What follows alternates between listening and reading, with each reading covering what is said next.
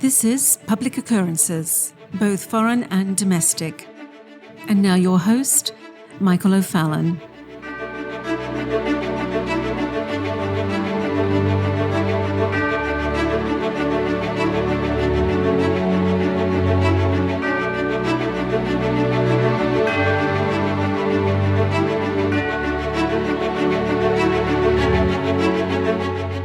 So why sovereign nations? Why did I start this organization 6 years ago? Is it a ministry? No, it's not. Is it a media organization? Well, sort of. Think of it more as a lighthouse. And also a civilizational Rosetta Stone, where you first heard of words and phrases like critical race theory, intersectionality, the Great Reset, the Big Sort, the global brain, the Belt and Road Initiative, integralism, and integralismo, and many others. Where you first heard names like Klaus Schwab, Jacques Derrida, Michel Foucault, Walter Rauschenbusch, Yuval Harari, and Dom Helder Camara. And possibly where you were first introduced to 6 years ago to Dr. Jordan Peterson, Dr. James Lindsay, and Dr. Stephen Hicks, where I have endeavored to warn about what is to come before it was ever a worry in your mind. And I started doing so when it was risky to mention any of the issues that are now being spoken about on a daily basis by pundits all over the world. 6 years ago, it was risky. And for many of you who have been listening since 2017, much of what I was warning about seemed unbelievable. And I think every year or so, it's necessary to take a few minutes to remind my listening audience and supporters, and especially the thousands of new listeners that we've picked up over the past few months, remind everyone just to clear up any sort of adversarial purpose confusion of the reasons why I started sovereign nations. This is important because as the rhetoric of accusations and motivations are being thrown about by those attempting to grift off the movements that we reluctantly started 6-7 years ago, well, intentions need to be made clear. And those intentions are best summed up in the why sovereign nations was necessary, and the how we began, the why we began. And when I explain the story of the necessity of sovereign nations, it's a story of providence and a road that I honestly couldn't have planned myself. So let's start way back with helping you understand my development. What were my influences?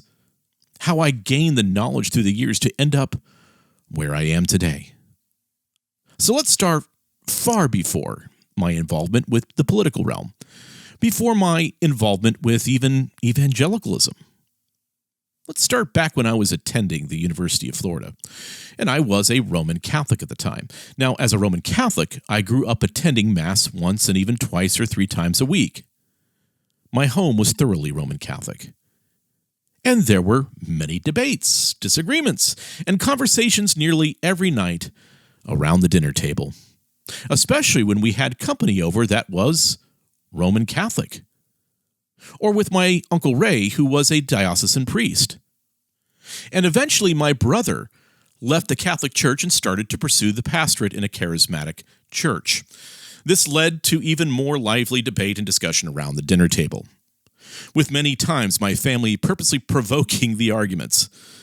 And as the younger one, most of the time, I just listened and watched. But I continued to participate in the Mass. I was faithful in my attendance and very involved in the liturgical worship side of things. And then, as I became older, I went to the University of Florida, where I discovered a very different way of doing Mass and very different homilies from the pulpit. Let's just say that the overall narrative and the overall liturgical style of worship was more intersectional in nature, and the homilies were much more social justice or liberation oriented. Now, this sort of Mass was something that my father my biological father would have been more comfortable with. This was what made up the direction and flow of mass in South Florida. And my father was much more social justice oriented.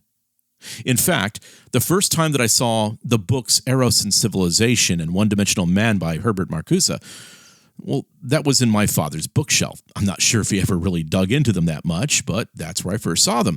And this was accompanied by various books dealing with liberation and other similar themes. It's funny because when I was very young, and with my mom, when she had to attend additional teachers' workshops, I was introduced to Paulo Freire's Pedagogy of the Oppressed. Now, this was a long, long time ago. But something about the parish in Gainesville, the one in Gainesville, Florida, right there off the main campus. Maybe you've been up to Gainesville before. It's just before you get over to the stadium. Well, something about that mass did not sit comfortably with me. There was the primary message in the Roman Catholic sense that was being lost in the constant jabbering on about collectivism, oppression, and the evils of capitalism. So, from a recommendation, when I started to vocalize the fact that I really wasn't comfortable with some of the things that were being said there, and someone who was somewhat familiar with Marxist philosophy and as well what that all meant, someone who's half Cuban, of course, as I am, some things there just didn't sit well. So someone had recommended that I go to a small parish just outside of Gainesville. And it was there that I met a priest that introduced me to authors like Malachi Martin, Ralph Wilkin. And as well, he introduced me and encouraged me to read, for my understanding, G.W. Hegel, Kant, and then as well, Engels and Marx. Now, he wanted me to read these things because he wanted to help me understand what was going on. So in many ways, this was my first real introduction to proper apologetics. And the priest very much emphasized Gramsci as well. And this is where he recommended that I read The Keys of This Blood by Malachi Martin. And this very conservative priest that I was speaking to was clear that about 70 or so years before, that the Italian cultural Marxist Antonio Gramsci proposed a very different path to global socialism than Karl Marx's economic determinism. It's not that there wasn't Marxian elements and really a Marxian undergirding beneath that, but he was saying that there was a different methodology and strategy in order to accomplish what they wanted to accomplish. And he explained that Gramsci based his theory on wielding and maintaining power by the ruling class, which has commonly become known as his theory of cultural hegemony. And it was explained to me, and what I read was that Gramsci theorized that the ruling class used cultural institutions to maintain power. And these cultural institutions, such as universities, governments, the arts, and religion, use ideology rather than violence or economic force to propagate their own values by creating the capitalist zeitgeist. Well, in Gramsci's Marxist and Hegelian-informed views, the cultural hegemony that had to be done away with is maintained by the capitalist ruling class through the institutions that make up society's superstructure. So Gramscian Marxists define the superstructure as everything not directly having to do with production, such as family, culture, education, media, law, and religion.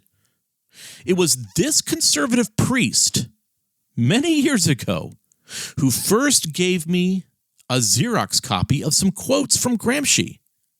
And this is where I first read Gramsci's famous quote. Quote, "Socialism is precisely the religion that must overwhelm Christianity. In the new order, socialism will triumph by first capturing the culture via infiltration of schools, universities, churches, and the media by transforming the consciousness of society." End quote. And what Gramsci was proposing was what Rudi Dutschke had later coined as the long march through the institutions. Herbert Marcuse agreed with this strategy as well. And to accomplish this, Gramsci postulated that in order to overcome the current cultural hegemony, a counter-hegemony needed to be created to rival the cultural pillars of our civilization. And one of those institutions would be the Roman Catholic Church. Now, this conservative Roman Catholic priest also talked to me about the challenges of progressivism that had been brought in by radicals from both sides, both the left and the right, in the Roman Catholic Church. He explained the dialectic, as Malachi Martin did as well, in The Keys of This Blood. The left and the right. The problem, the left. The reaction, the right's reaction. And the solution, the eventual goal of the one who is running the dialectic. He explained to me very early on that the manipulator had to both control the problem and the reaction in order to achieve their solution. There is no getting to the solution without control of both the left and the right. We call it the political class here. We also call it the swamp, controlling both the left, the problem, the right, the reaction, in order to get the final solution. And in the control of the right, this conservative priest focused on the church's use of integralism. Now, I know some people want to call it integralism. It's because they want you to feel as if there's the word integrity included. More pointedly, though, integralismo through Dom Helder Câmara, the Red Bishop of Recife, in Brazil. That was his focus. And at that time, I believe this was maybe 10 years, 11, 12 years before Dom Helder Câmara actually passed away, which was in 1999. And he talked about Câmara and his influence in the Synod of the Catacombs around the closing of Vatican II. And that was when 42 council fathers celebrated Mass in the catacombs underneath Rome to ask God for the grace to be faithful to the Spirit of Jesus in the service of the poor. After the celebration of the liturgy in the catacombs, they signed the Catacombs Pact of the Poor and Servant Church. Later, more than 500 council fathers added their names to the pact. And according to the text of the Pact of the Catacombs, the bishops pledged to politicize the church for the sake of ushering in the advent of another social order. For example, the text of the Pact of the Catacombs stated, quote, "We will do our utmost so that those responsible for our government and for our public services make and put into practice laws, structures, and social institutions required by justice and charity, equality, and the harmonic and holistic development of all men and women, and by this means bring about the advent of another social order, worthy of the sons and daughters of mankind and of God." And yeah, much of this had a very Gnostic flair to it, but that's integralismo. Quite a bit of matter and physical bad and spiritual and metaphysical good sort of language.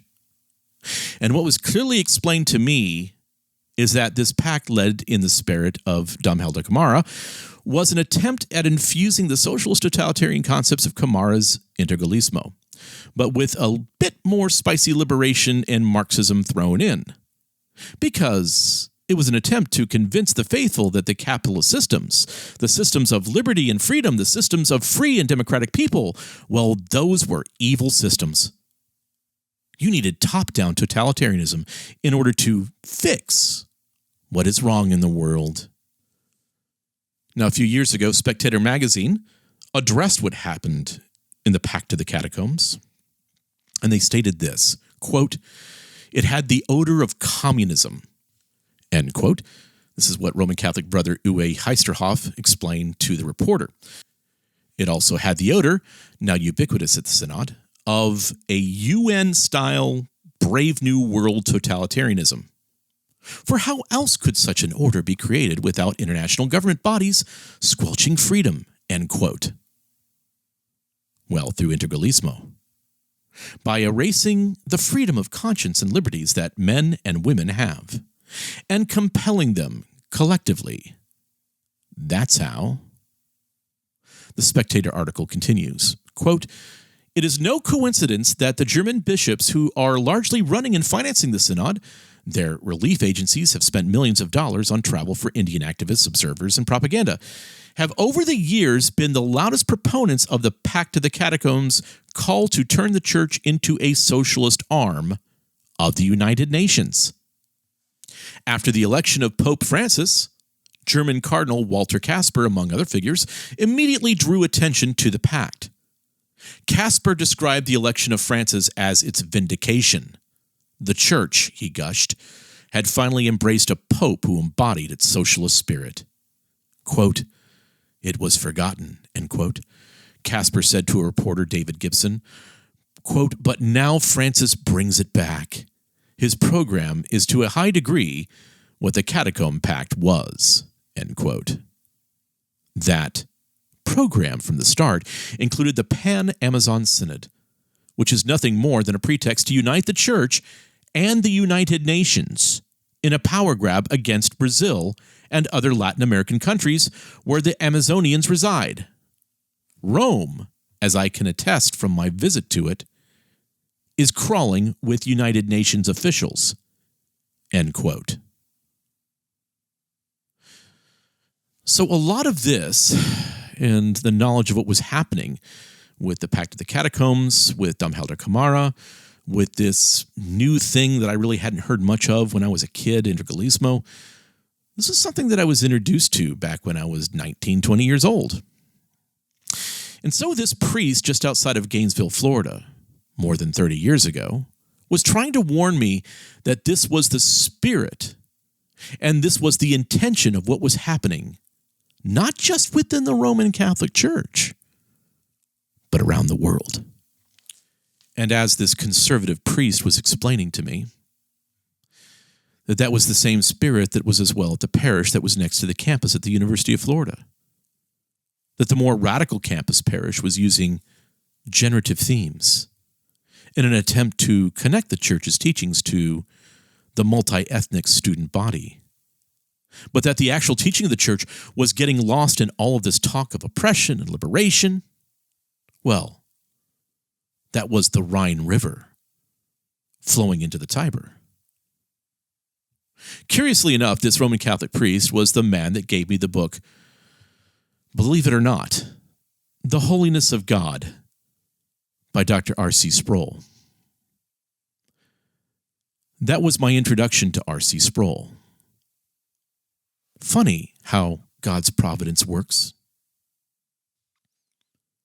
And this priest also explained how all of this social justice insanity would soon be making its way into the majority of evangelical Protestantism soon.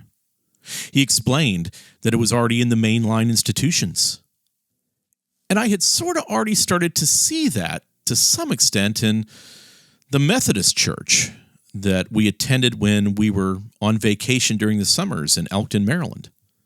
Something very progressive was going on there, even more progressive than my home parish. Well, through the years, I continued to attend.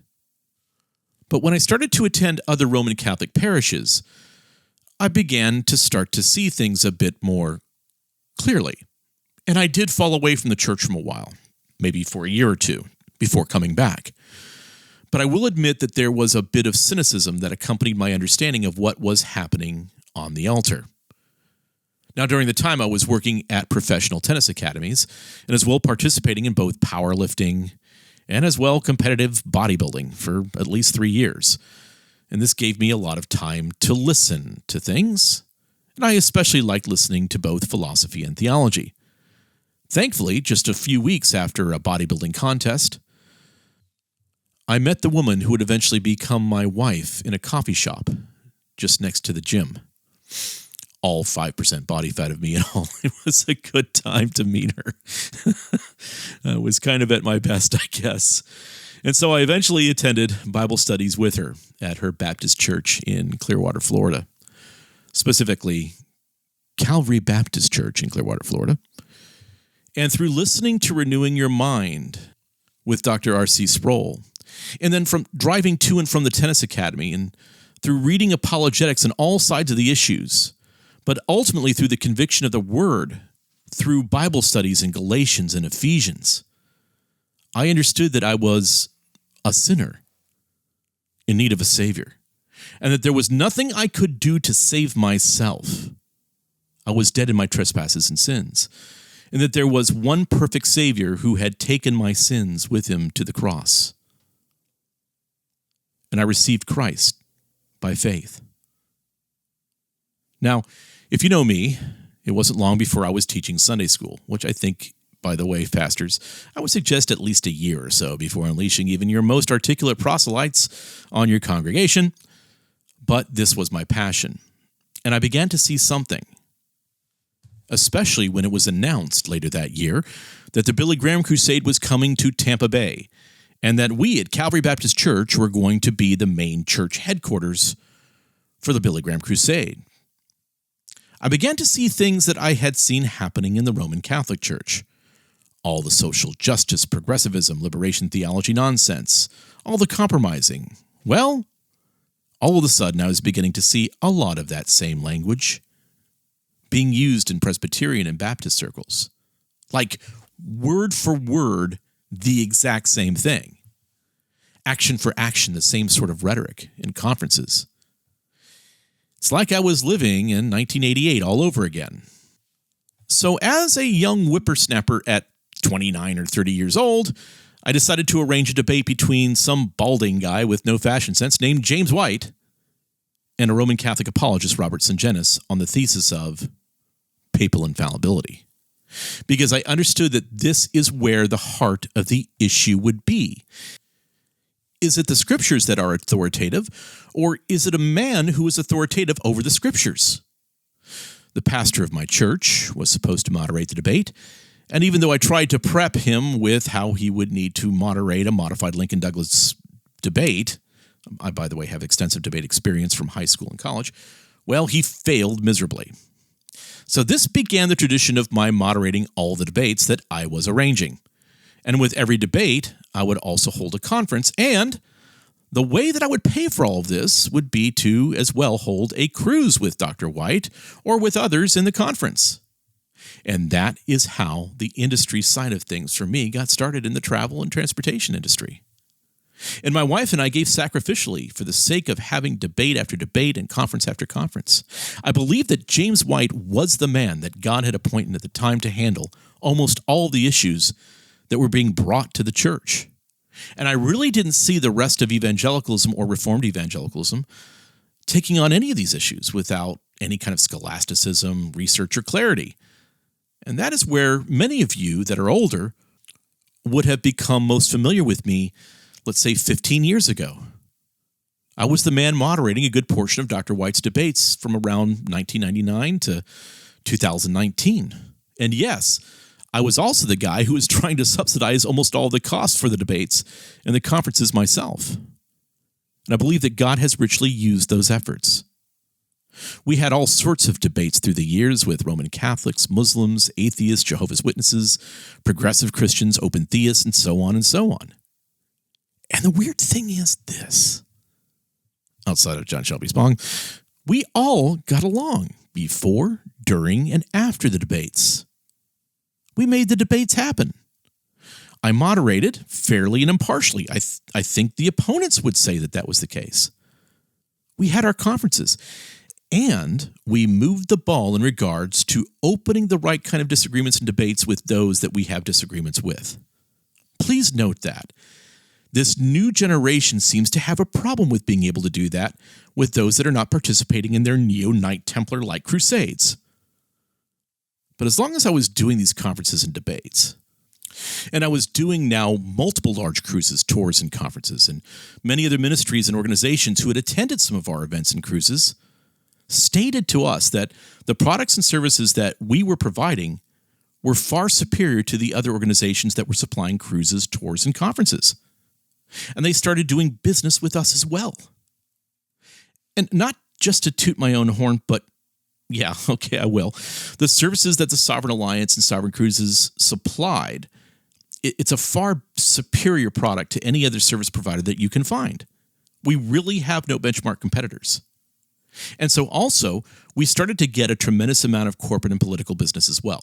We have international freight companies that we provide our services to, political organizations, medical and healthcare providers, all sorts of affinity groups of various stripes. And before too long, we had a whole lot of business. And at the same time, I started to be asked to be on different boards of directors and boards of advisors, not just in ministry, but also in the corporate world. And I was also asked to advise in many political organizations, and as well advise candidates, which I've been doing quite a bit of, and this would be from around 2006 to 2011. And, well, that is where I started to hear a lot of things that were, once again, rather familiar.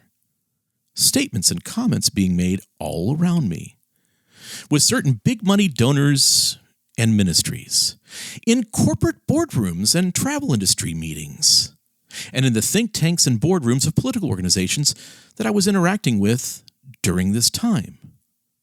They were all saying very familiar things, just like I was back in that conservative priest's favorite lunch spot all over again in the late 1980s, listening to how there was a need for a new social order, how everything was going to be changing, and there was going to be nothing that we could do about it. So we had to go along with these changes if we knew what was good for us.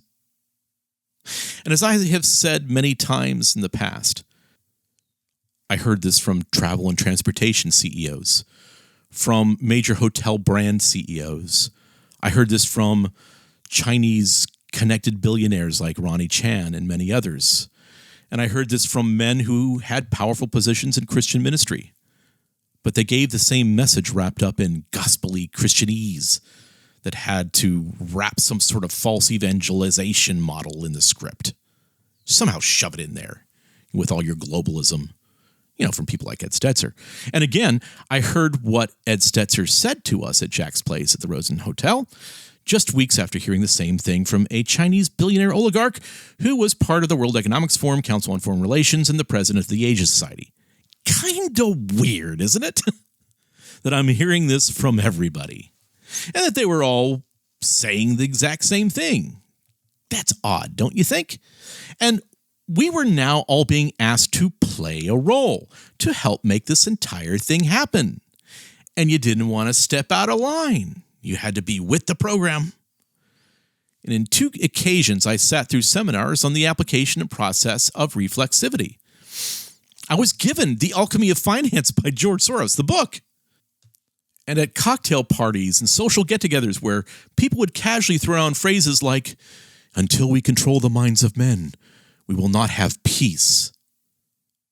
Yeah, they would say things like that.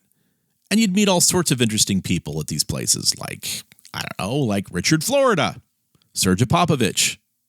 Also, at one of these pre-function meetings about 12 years ago is where I first met Julia Neishwat, DeSantis' first chief resilience officer, who I later met for hors d'oeuvres in 2018 with her then boyfriend, Congressman Mike Waltz, in the Trump D.C. Hotel's Benjamin Bar.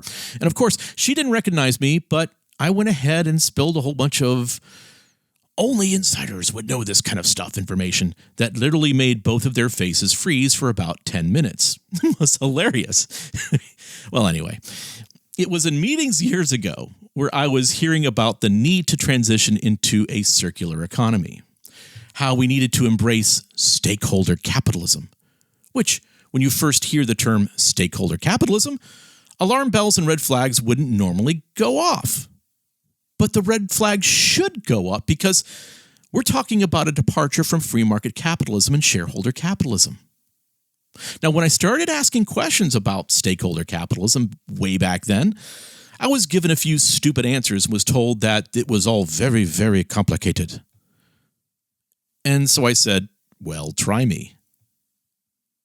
And to put it simply, because it is so very, very complicated, which it really isn't, stakeholder capitalism is basically private-public partnership, supranational fascism. There's your Leninism stage 1, as James Lindsay would say, your Soviet party. Then stakeholders expand to super socialism. And that's where the expansion of stakeholders and their equality expands so fully that the suprastate becomes redundant and finally communism is achieved. So the very increasing, giant, and definitely not fascist public-private partnership of NGOs, governments, and huge corporations will be accountable to all stakeholders.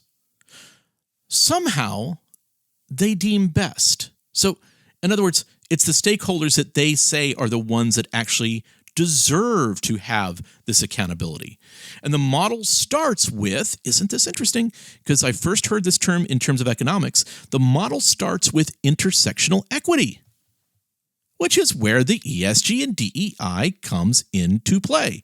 And this is where I first heard of ESG and how it would be applied to Western nations, but not really to China, because they already got their own model, which means that this is basically a cartel.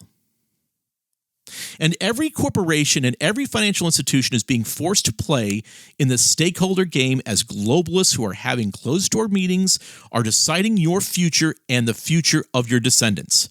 And you have no idea what has been planned over the past many decades. And through those decades, gradualistic, slow change, and then bam, all at once, as soon as the pieces of the puzzle are put into place, then the change happens, because China had to grow and prosper, you see. And that is where the talk of Thucydides' trap came into discussion as well. You see, all of our systems have to change to move from a unipolar world, meaning a world that is governed by capitalism and basically where you have the United States as being dominant, to a multipolar world, which is not really what they are after, by the way. It's not multipolarity. It will seem to be multipolar for a while, but the purpose of all of this is eventually singularity. And so to achieve this, both nationally and internationally, you need to divide and conquer, balkanize. And when I push back on this notion at what I believe was, I think we were at Tony Cheng's Seafood and Dim Sum back in 2011 in DC, once again I was told that I really just don't understand, and was given a book by another author. They said, oh, read this book. It was Bill Bishop's book, and the name of the book was The Big Sort. And to accompany this book, when we got back to the meeting location, I was given several PDFs and a binder from both progressive and conservative organizations touting the need for systemic change in the United States. And all of these white paper reports and plans for systemic change all had the same theme, that we need to refactor for subsidiarity. I mean, we need to get past this whole big central government concept. And so it's important to have the big central government purposely wreck our nation. So that way you cause a reaction. So, and at the same time, you want to fracture the nation into what Jordan Peterson refers to as the Hobbesian battleground of competing ideas and identities. And so the plan is to completely fracture the nation, disrupt and dismantle and deconstruct the nation in a Derridian sense into a micro-techno-feudal society. Yeah, because when you divide, you can conquer. You create a firestorm of chaos, because chaos is a ladder. Anyway, so one of the things that I was told by the president of the Asia Society in the parking lot of the Jacksonville, Florida Hyatt back in 2009, after we had returned from China with a group of pastors, was really the entire strategy in a nutshell. Yes, I remember exactly where we were. I remember even what time of day it was. And I remember saying to him that China was truly incredible, massive and technologically advanced, really more amazing than I could have ever imagined, especially in the way that we were shown China, which was in all five-star hotels and privately driven everywhere. And also, it was very obvious from all the cranes everywhere that China was growing at a rapid rate. But it was also a very monitored society. And I just didn't think that any of that could really happen in the United States. And his response to me was, "Oh, it's going to happen." And then I ignorantly stated this. I said, "It won't happen here. We have a constitution." And he stated that there were two ways around the Constitution. Number one, identity politics. Number two, public health. And golly, you know what happened just about 5 years after that time that he had told me that? Was that he and his younger brother gave $500 million to Harvard to start the T.H. Chan School of Public Health, which is where you will see the synthesis of public health and identity politics. And that's where our current CDC director, Rochelle Walensky, came from. Please note that for future reference. But when you first see the term identity politics, what would probably come to mind is critical race theory, or all the accompanying ridiculous insults and accusations of white supremacy and white privilege.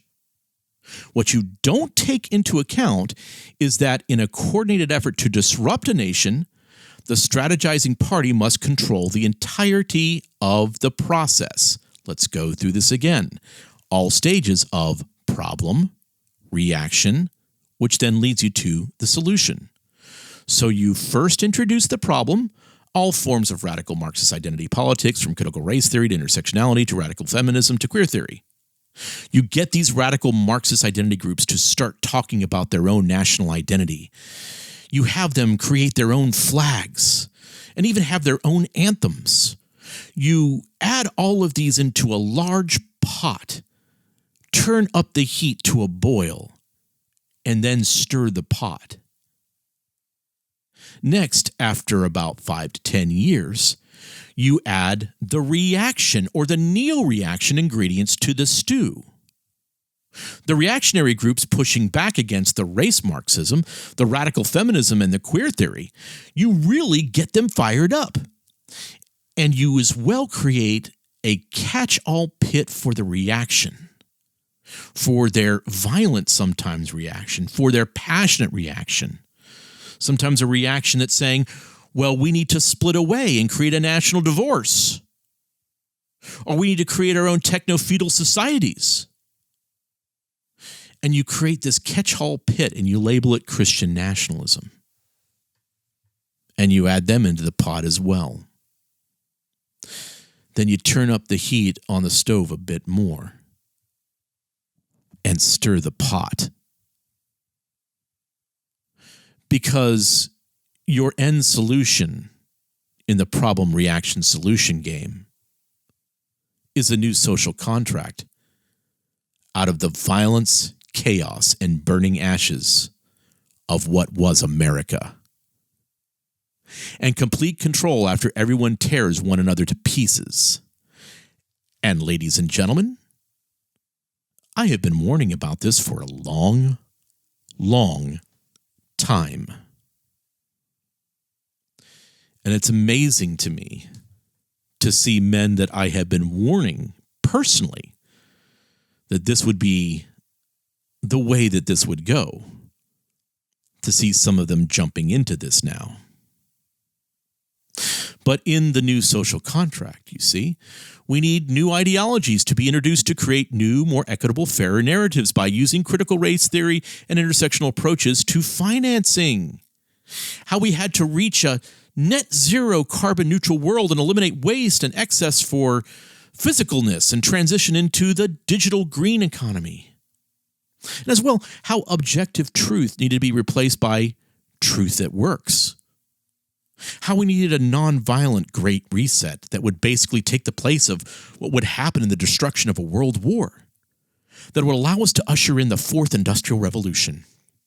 And that if the crisis after crisis would arise, and if the dialectic can be played properly, then we can enter a new age that respects our commitments made at the Rio Summit way, way back in the 90s. That can help us to meet our Agenda 2021 targets and allow us to have a more managed and efficient world. A world that had to be in lockstep together in making these decisions. Yeah, I received that PDF in a binder in 2011 as well. Lockstep, that is. These sorts of things were the constant talking points in nearly every closed-door conference that I was a part of for geopolitics with the travel industry.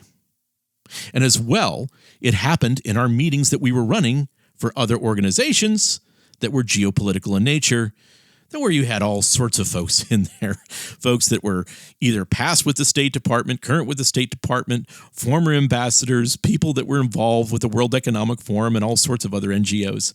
They were all in there too. Now, along with this, in certain contexts that invoked folks that were associated with these organizations, AEI, Asia Society, LIPO, and others, the discussions would center on how I could be used, Mike O'Fallon, to help build bridges of trust with faith communities. You see, because it is important to have faith communities involved to bring the spiritual and relational side into these necessary changes over the next 20 to 30 years. And see, because we do have the governmental side ready to make these top-down changes, and we have the corporate and financial sector to implement these changes, we need faith, or the church now, to help facilitate and guide people's passions and responses to these critical but necessary paradigm shifts in society. You see, because especially in the United States, we really need to move to what we could call the big sort, the fracturing of identity groups in more manageable techno-feudalist societies. You got to keep them separated, as the song goes, where we prevent a full national uprising against these changes. And this will benefit those communities and allow for the technocrats to make the necessary systemic changes that will eventually be imposed on smaller communities. But if those communities rise up, they will be small enough and powerless enough that they can be dealt with quickly, because they won't be unifying together as a large nation. And as I have said, guys, you gotta look, I've been trying to explain this for so many years that it's all part of the same thing. The whole purpose of sovereign nations was to replace their fake, false reaction. That the reaction would come from us, who understood what was going on and could explain it. Unfortunately, there's a lot of people that have now decided to say, okay, we're going to explain it too, but we're not going to talk about who and why and what. No, they're just going to talk about CRT and not talk about what's behind all of this. And we've got to get back to the causes of things. But I digress. But as I was just saying, back in 2011, one of the ways that the social scientists had devised a scheme for dealing with counter-revolutionary uprisings was to begin to funnel conservative Christian passions into what they were calling at the time Christian nationalism. And you might remember 6-7 years ago with folks like Russell Moore and Beth Moore and other people that were saying, oh, Christian nationalism is a huge problem and so forth. So they were already creating the operational preparation for the environment, as well getting the intelligence agencies and so forth geared up for this. And more or less the same system that the progressive left making these sweeping changes was using, the three-legged stool, the corporate, government, and faith three-legged stool. Well, you had to do the same thing on the right, because both of the systems were both the same systems, but from different perspectives.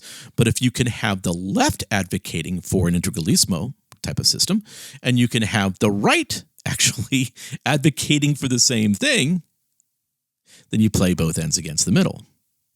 But it was important to have both sides abandon the old constitutional system that would protect inalienable rights and liberalism. Yeah, classical liberalism, which was the main problem that they had, is individualism. You had to move towards collectivism.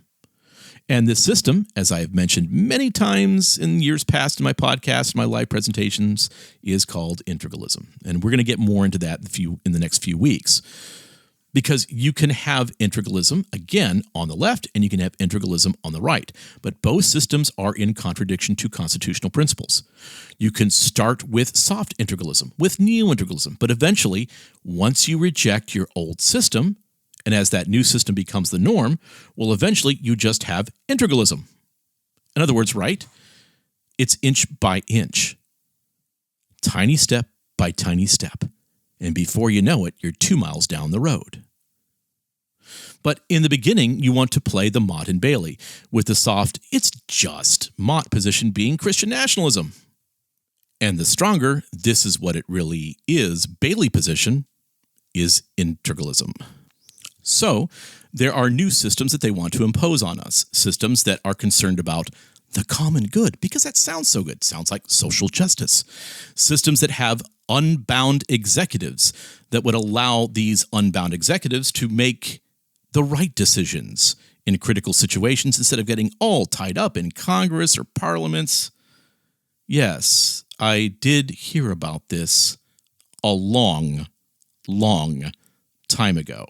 And yes, this has just recently started to rise in legal studies and in Christian studies in the academic circles, in think tanks, and even in Muslim circles throughout the United States and Europe. And this is one of the reasons that I have, as far back as 2012, refused to be called a Christian nationalist. That's the Mott position. But once again, I have digressed. Let's get back to 2012. I jumped way ahead of myself there on that. I apologize. So let's go back to 2012. Money was good. Opportunities were good, especially in the time, basically, of a pretty disastrous recession, in particular within the travel industry. Things were good for us. Now, things were tough in giving in ministries. So some of the ministries that I was associated with, many of them, not all of them, took all sorts of financial incentives to start down the road of becoming the third leg of the stool on the left side. They were going to become the problem in the problem reaction solution dialectic. Opportunities were unending, and the amount of cash that would be going towards helping them achieve these goals was endless as well. So I'm looking around me, and all sorts of ministries and men that I had respected had jumped onto this financially lucrative bandwagon. And that was the deceptive part of it. You see, I respected a lot of these men in their ministries, and I tried to counsel with several of them. And many gave me the same answer that all money is God's money, which to some extent is true, but it isn't attached to God's favor if you're receiving it from a pimp, who is asking, by the way, this pimp, for you to lay down in the bed of compromise as they spray $100 bills all over your back. That just makes you a prostitute. There was a moment when I knew that all of this had to end, and that I had to break away from all of this. And that definite moment happened in 2013, and I walked away from a lot. And I received warnings as I left. And I tried to call men around me to explain to them what was going on. And I would call many of these men and try to explain to them the big picture of what was going on. And I know many of them thought that I was crazy or losing my mind. But they know, if they remember back to what I was saying to them then, and how it's all happened, that I wasn't. I knew exactly what I was saying. Not because I'm any smarter than anybody else, just because I was in the rooms. I received the documents. I know what to read. I know exactly what they're doing. And I know I may have said too much in 2012 and 2013 when I started talking about brain implants and the loss of cognitive liberty.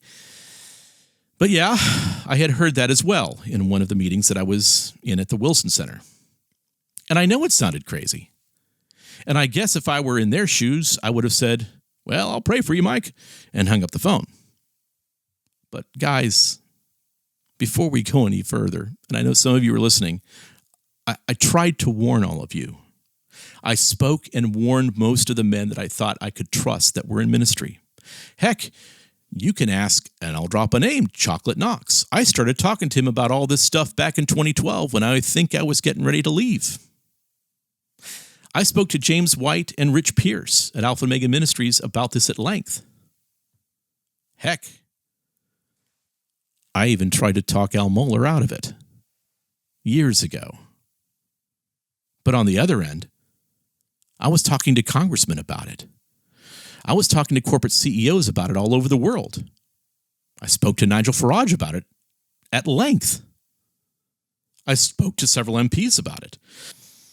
I spoke to Marianne Maréchal, and at one time she was called Marianne Maréchal Le Pen, about it as well.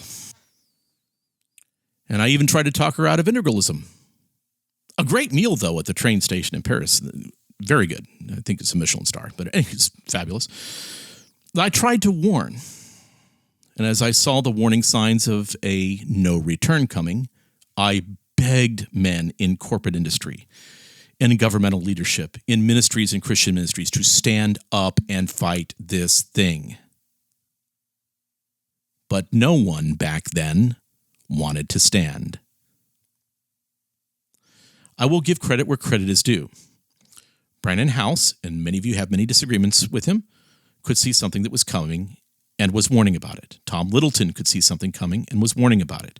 J.D. Hall could see something coming and was trying to warn.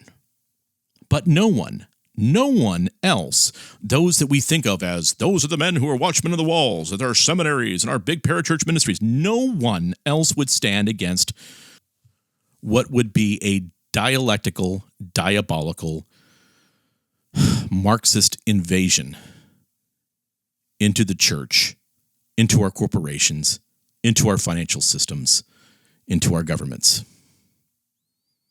No one.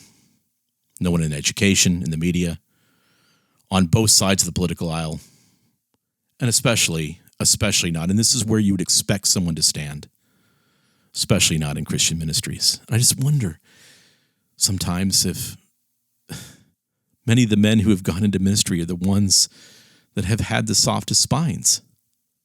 Because I've watched this over the past 20 years. They're protective, vindictive, stab each other in the back. There's very, very few men that I would almost consider trustworthy within ministry. No, even the best of men didn't want to touch the issue with a 10-foot pole back in 2015 or 2016. Because in doing so, it meant that everybody else was going to be against you. As a matter of fact, they were still having conferences with the men who were boldly teaching critical race theory and infusing their congregations and students with a critical consciousness. The Mullers, Devers, Ligon Duncans, Russell Moores, and Ed Stetzers of the world. My goodness, I mean, the majority of articles and videos on their seminary websites were full of critical race theory and anti-nationalism and support of embracing global citizenship. Now, that was just 5 or 10 years ago. That wasn't that long ago. And so I started speaking up. I was kicked out of the Reform Pub. I was kicked out of other forums. And when I went back to men that I was close in ministry relationships with, and I begged them again, still no one wanted to take this on. So in 2016, I was sitting in an old wooden pew in a 300-year-old church in London when I pretty much had it confirmed in my mind. I don't want to get charismatic about this, but it was a confirmation in my mind that it was going to have to be me. And I didn't want it to be me. So, and I'm not being Christological here, guys, but it's like you start playing, if this cup may pass from me. And I'm not trying to make that equal to anything that the Lord went through, believe me, because he carried my sin as well. But I really didn't want it. So the decision was made, though. I put it off. I kicked the can down the road. I admit it. The decision was made in the Jumeirah Hotel in Frankfurt, Germany, which, by the way, is on the site where the original Rothschild Bank was actually erected back many, many years ago. I made that decision there that I was going to do this. And I didn't want to compete with my clients at WorldNet Daily, so we were going to partner to build this with them. And unfortunately, WorldNet Daily hit some difficult times. And so it was up to my team and I to build this organization while we were leading tours, cruises, and events in Central Europe in 2017. Oh yeah, and Alaska as well. We were there too. But not a lot of men in the corporate world would stand with me. No one that was even anywhere near this issue with an evangelicalism would want to stand with me on this. Well, there was somebody that would stand with me, and that was Ambassador Alan Keyes. And his attitude was, and still is, Let's do whatever it takes. And I told many of the men who were at the heart of building the woke renaissance in the SBC and evangelicalism that I was going to light the fuse that would eventually start the movement against what they were doing. I directly told Dr. Mohler this in 2017. So you guys can't, unfortunately, you can't come to me and say, oh, well, he's been doing this and stabbing everybody in the back. No, I tried to warn everybody. This was what needed to happen. And in the dismissive arrogance that accompanies evangelical elites, these people dismissed my pleas to turn another direction. Most of the men who would later author books against CRT and social justice 2 years later wouldn't stand with me either. So we just decided that we were going to put on our first conference. This is in the midst of all the work that we were doing overseas. So literally from nowhere to somewhere to start this push against the Marxist tide, against encroaching authoritarianism. And on October 31st, 2017, at the Trump International Hotel in Washington, D.C., I invited Dr. Jordan Peterson, Ambassador Alan Keyes, James White, and others to come as we would light the fuse to halt the progress of radical subjectivism. James White said that he would come and speak at the first conference that we would hold on these issues, and he did. And Dr. White's message from the conference was Martin Luther and the dangers of sacralism. And if you have not heard that message, you should. And of course, Dr. Peterson's defining message was the Marxist lie of white privilege. And as a whole, with myself and Summer Yanger and other speakers, we took on subjects that others were afraid to touch, that now everybody's talking about, but nobody would touch it then. But 2 months earlier than that, I held a conference at sea with WorldNet Daily where I took on progressivism and the move to infuse the church with critical race theory and queer theory. I also went very deep into reflexivity. So we had our start, and right or wrong, I tried to not name too many names. I regret that now. I tried to build a bridge to those that were still on this path, created by the World Economic Forum, Open Societies, Chinese influences, Lippo, and other players like Paul Singer. And I begged and begged for other men to join me. But unfortunately, after those men doing a cost and benefit analysis, most of those men thought it was too costly to join in trying to save the church from Marxist ideologies being infused into the body of Christ by the church's own pastors, theologians, and leaders. I mean, someone might not invite you to speak in chapel again if you oppose what Al Mohler is doing by bringing in critical race theorists and progressives to teach at Southern Baptist Theological Seminary. I mean, Ligon Duncan might not allow you to speak at his next conference if you criticize his hand-picked protege named Jamar Tisby, or he might blackball you as he opens the African Christian Studies Institute in Atlanta that focused on liberation theology and CRT. You see, it might cost you. So there weren't many standing around me in 2017. And even those that had some knowledge of what was going on stayed silent. And so I got used to standing alone. And I decided to march on, because these men that called themselves pastors, leaders, and theologians were so concerned about what their fellow pastors, theologians, and Reformed Christian celebrities were thinking about them. They had a big audience to be responsible to, a big audience of peers that had decided to take the Marxist road and capitulate to the strategies and goals of the World Economic Forum and all the other NGOs. Heck, you didn't want to tick off James Riotti. That could be costly. You didn't want to tick off the entirety of Southern Baptist leadership. You don't want to tick off the entirety of the Gospel Coalition. You don't want to be blackballed by nearly every evangelical seminary in the United States and Europe. You see, you have a big audience to play to in Reformed evangelicalism, and you had better please that big audience. And for me, I had an audience of one. And he is the only one that I am playing to. I also know that I need to protect my family and your family and my nation. And I knew, and I still know, what is coming. And yes, I have taken great risks to continue for the last 6 years in bringing you the facts about what would be coming and how we must respond. Well, after about 6 months, the arrogant neo-Marxists just couldn't keep their masks on. And so you first had the massive race Marxism festival known as MLK 50 with Russell Moore, Beth Moore, John Piper, Matt Chandler, and all sorts of other almost Christians discovered who tried to begin the struggle session in evangelicalism. And then shortly thereafter, you had struggle session number 2 at T4G with Moeller, Ligon Duncan, Mark Dever, David Platt, and others, continuing the same infusion of Hermetic Gnosticism into naively trusting Reformed evangelicals.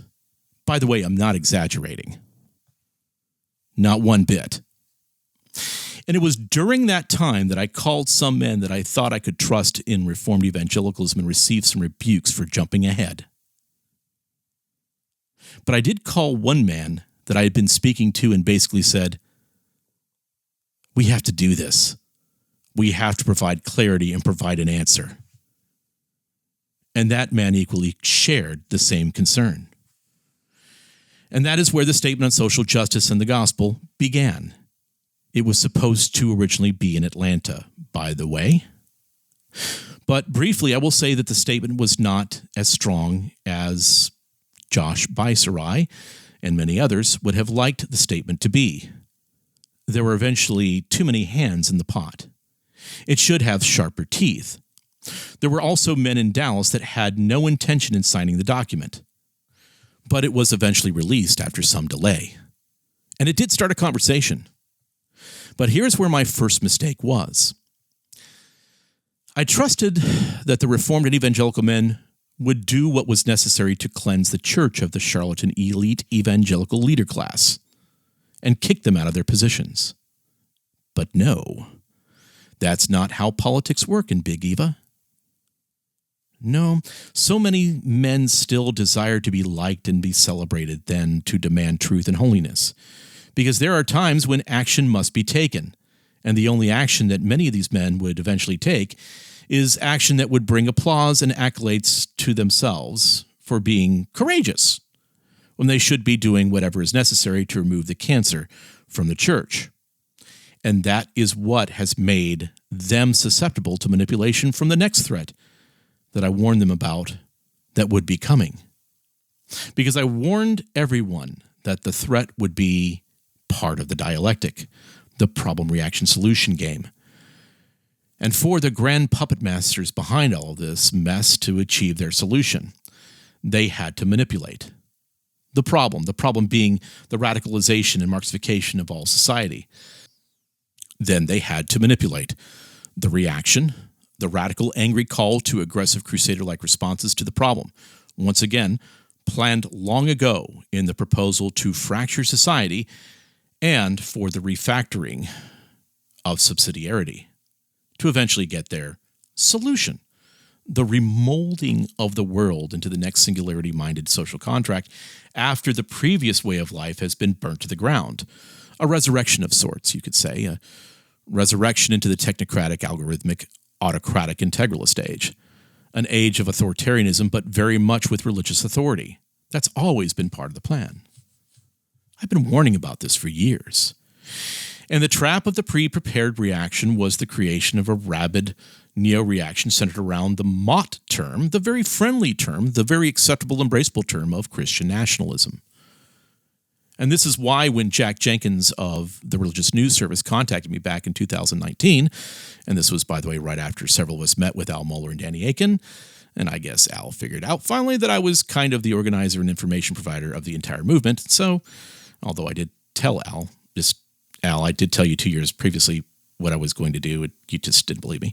But anyway, well, when Jack Jenkins contacted me in 2019 to write a hit piece on me, he kept on trying to insist that I was a Christian nationalist. He wanted to paint me so badly as a Christian nationalist, and he wanted me to embrace that term.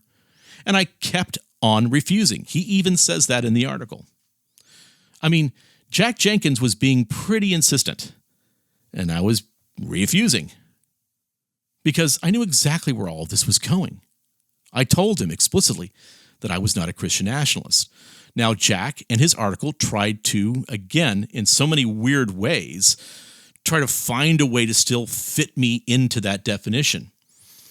But then he also said something that was even weirder that ends up now being a badge of honor, attempting to tie me directly to one of the reasons for the rise of Jordan Peterson. Well, I appreciate that, Jack. Thank you for making that mistake. But anyway, I told all of the men that were around me that had been with me, let's say in Dallas and other places, to not use the term Christian nationalism. I explained why I used the term nationism as I did in my interview. I have explained this time and time again on Twitter and on social media that Christian nationalism is the term that was used to describe those men and women who are neo-reactionaries and calling for the secession or separation of the United States. And I tried to explain, this is 4 or 5 years ago, that this is where they would try to funnel anybody that had a concern about what was going on with the problems that were facing us. But Christians now are doing just that. Because most of the more aggressive crusade-oriented conservative types have never seen a giant gaping hole with a snake pit at the bottom that they didn't want to jump into head first. And so now they're jumping. But it's important to understand something else. Sovereign nations was never intended to be a ministry. That is why we have subjects that we deal with all over the political, geopolitical, corporate, and cultural landscape. And while I am by conviction a Reformed Baptist, I expected that the men that I trusted would not just close their eyes and pretend the job is done. Just because they published a book or spoke sloppily about CRT at a conference. I expected them to regain their position as watchmen on the wall. That was my biggest mistake, believing that men of the church would hold these that ushered in Marxism to the same degree of discipline that they would a Sunday school teacher who might say something positive about something a charismatic said. No. The Sunday school teacher will likely never teach again. But the neo-Marxists and the Marxists, who brought all this parasitic corruption into the church, just give them time to reinvent themselves.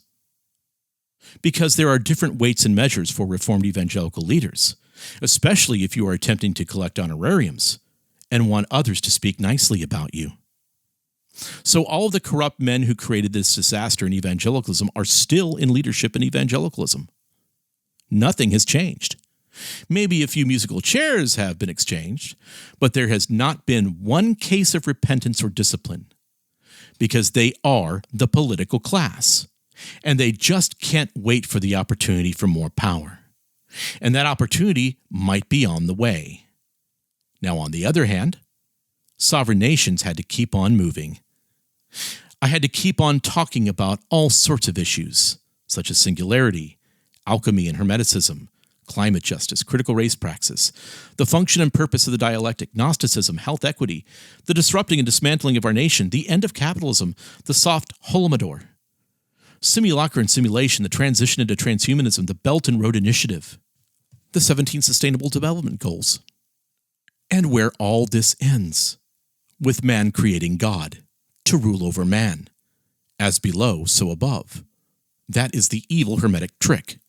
And yes, that is one of the reasons that we started New Discourses, to ensure that everything that needs to be discussed will be discussed. Because evangelicals are still sitting around barely understanding CRT while being shoved into the next dialectical process, while insisting that those that were responsible for CRT in the church stay in power. Which means the next big deception is already on our doorstep. As a matter of fact, it's already in our churches. And this is what we discussed in our last conference in Phoenix. I am here to give answers to everyone, not just the Reformed Evangelical Church. Catholics, Muslims, Jews, Buddhists, Mormons, atheists, all listen to and read our material. And each need to individually confront the parasitic cancer in their own affinity communities. But where we have the greatest weakness, brothers, and where there is the greatest threat to the rest of America, is where the lampstand is being removed and replaced with a fake crusader's helmet and sword. And where Nazi jurists are being praised as the ones with the right perspectives in a twisted authoritarian utopia. This must be stopped. Men and women everywhere must recognize the deception around them. Christian leaders who see the deception and the creeping cancer of sacralism, who have been silent until now, need to speak up.